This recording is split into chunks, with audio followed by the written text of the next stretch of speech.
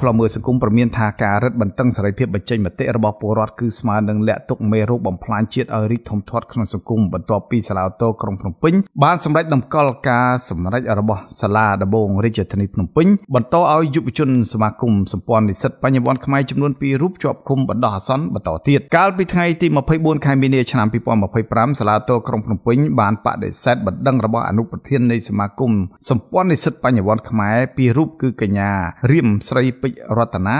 និងលោកធីថនដែលបានប្តឹងជំទាស់សេចក្តីសម្រេចរបស់សាលាដំបងរាជធានីភ្នំពេញដែលបានសម្រេចបន្តឲ្យអ្នកទាំងពីរនៅជាប់ឃុំខ្លួនបណ្ដោះអាសន្នរយៈពេល6ខែបន្ថែមទៀតកាលពីខែកុម្ភៈកន្លងទៅនេះកាលពីថ្ងៃទី18ខែសីហាឆ្នាំ2024អនុប្រធាននៃសមាគមសម្ព័ន្ធនិស្សិតបញ្ញវន្តខ្មែរ2រូបគឺកញ្ញារៀមស្រីពេជ្ររតនានិងលោកធីថនត្រូវសមត្ថកិច្ចក្រុងភ្នំពេញចាប់ខ្លួនអំឡុងពេលនៃការបង្ក្រាបទ្រង់ទ្រាយធំទៅលើអ្នកដែលត្រូវបានគេចោទប្រកាន់ថាបានបញ្ចេញមតិឬក្រុងនឹងប្រមូលផ្ដុំគ្នាប្រឆាំងនឹងគម្រោងត្រេកកោណអភិវឌ្ឍ CLV DTA ក្រោយចាប់ខ្លួនសាលាដំបងរាជធានីភ្នំពេញសម្រាប់ចោទប្រកាន់អ្នកទាំងពីរពីបទរួមគំនិតក្បត់ដែលអាចនឹងប្រឈមមុខនឹងការជាប់ទោសពន្ធនាគាររហូតដល់10ឆ្នាំ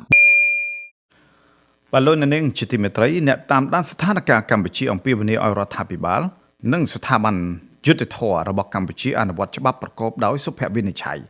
ដើម្បីធានាយុត្តិធម៌សម្រាប់ពលរដ្ឋរងគ្រោះដែលកំពុងត្រូវបានជិះជាន់ពីអ្នកមានអំណាចនិងអ្នកមានទ្រព្យសម្បត្តិហើយក៏ដើម្បីផ្ដល់ជំនឿទុកចិត្តដល់ពលរដ្ឋសម្រាប់ការដឹកនាំរបស់រដ្ឋាភិបាលខ្លួនឯងផងដែរ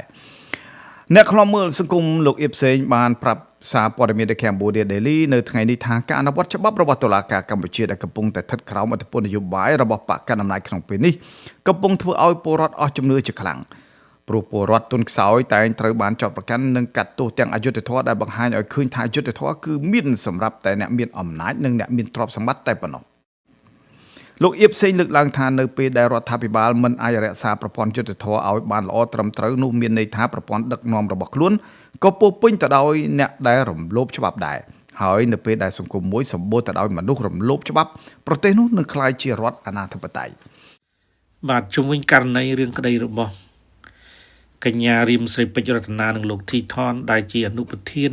សមាគមសម្ព័ន្ធនិស្សិតបញ្ញវន្តខ្មែរខ្ញុំយល់ឃើញថាសាលាដំបងរាជធានីភ្នំពេញហាក់បីដូចជាសម្រេចក្តីដោយភាពខ្ជាខ្ជាបំផុតព្រោះមិនបានធ្វើការស៊ើបអង្កេតឲ្យបានម៉ត់ចត់ប្រកបដោយសុភវិនិច្ឆ័យដើម្បីរកភាពត្រឹមត្រូវនិងរកយុត្តិធម៌ជូនពួកគាត់ទេគឺសម្រាប់បន្តឃុំខ្លួនពួកគាត់6ខែតទៅទៀតហើយយើងបានឃើញគ្រប់គ្នាហើយថាប្រព័ន្ធតុលាការក្រុងភ្នំពេញគឺច្រើនតែធ្វើការខ្ជិលខ្ជាអញ្ចឹងឲ្យតែប្រជាពលរដ្ឋខ្មែរយើងជាពិសេសយុវជនធ្វើកិច្ចការងារនៅសង្គមហ្នឹងប៉ះពាល់ទៅនឹងផលប្រយោជន៍អស់លោកអ្នកធំហ្នឹងអស់លោកអ្នកមានអំណាចហ្នឹងគឺពួកគាត់ត្រូវបានគេចាប់យកទៅដាក់គុកយកទៅឃុំខ្លួនហើយគ្មានការស៊ើបអង្កេតម៉ត់ចត់ត្រឹមត្រូវប្រកបដោយសុភវិនិច្ឆ័យទេជួនកាលអ្នកខ្លះរងការឃុំខ្លួនដោយគ្មានរោគដំណោះស្រាយអីត្រឹមត្រូវផងមួយយ៉ាងទៀតសាលាឧទ្ធរក្រុងភ្នំពេញហាក់បីដូចជាធ្វើការខុសវិជ្ជាជីវៈពាក្យបណ្ដឹងខាងណាក៏ដោយត្រូវតែយកមកធ្វើការស៊ើបអង្កេតស្រាវជ្រាវរោគហេតុផលត្រឹមត្រូវមុននឹងចេញសេចក្តីសម្រេចនេះគ្នាគាត់តែពាក្យគាត់តែគ្នាទំប្តឹងទៅសោះសម្រេចមិនទទួលពាក្យបណ្ដឹងអាហ្នឹងវាបង្ហាញអំពីការរឹតបន្តឹងនៅសិទ្ធិសេរីភាពរបស់ប្រជាពលរដ្ឋខ្មែរយើងនឹងហើយបង្ហាញថា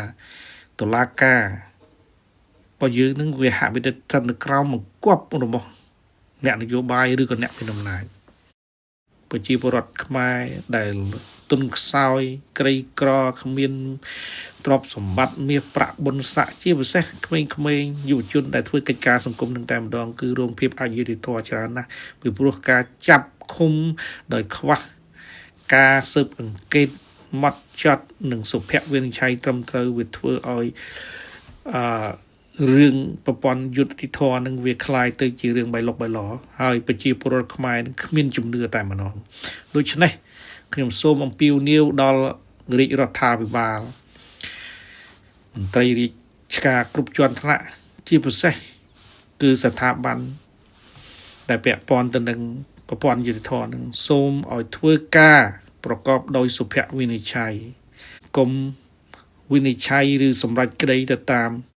បញ្ជាណាមួយដែលពាក់ព័ន្ធទៅនឹងអស់លោកអ្នកនយោបាយឬក៏អ្នកមានអំណាចបើគ្មានយុត្តិធម៌សង្គមហើយ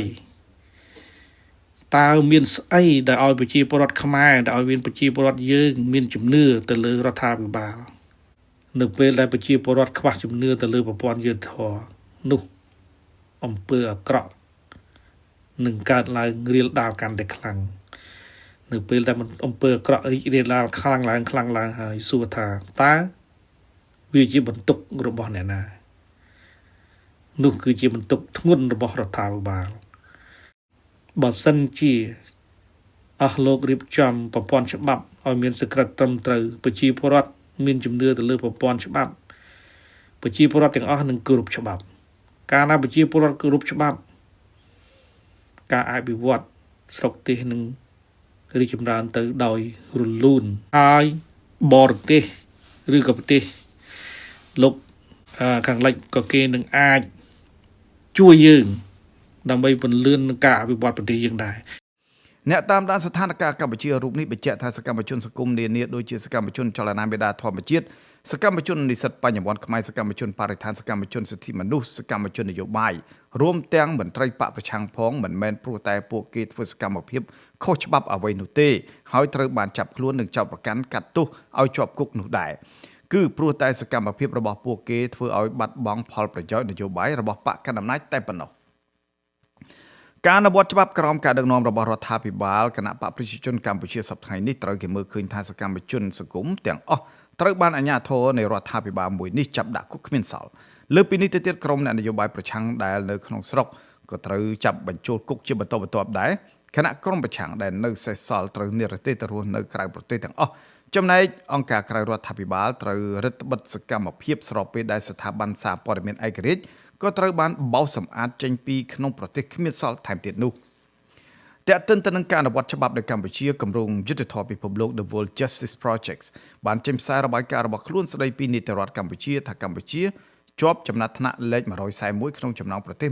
142ដែលមាននីតិរដ្ឋទាបបំផុតដោយសារតែគេរកឃើញថាការដឹកនាំរបស់រដ្ឋាភិបាលកម្ពុជាគ្មានតម្លាភាពមានការគំរាមកំហែងសិទ្ធិជាមូលដ្ឋានរបស់ពលរដ្ឋនិងការមិនធានាបាននូវប្រព័ន្ធយុត្តិធម៌របស់ខ្លួនជាដើម